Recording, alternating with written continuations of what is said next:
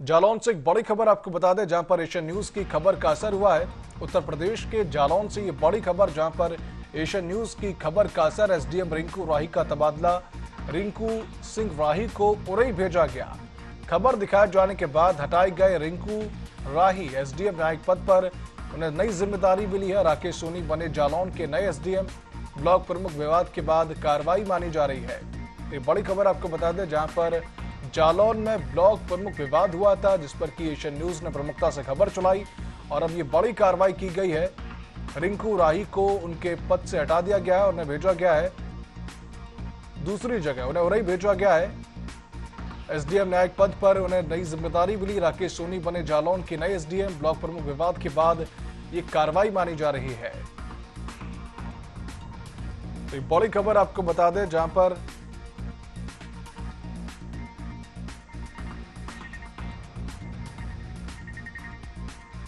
ये जालौन से बड़ी खबर, जहां एशियन न्यूज की खबर का असर देखने को मिला है।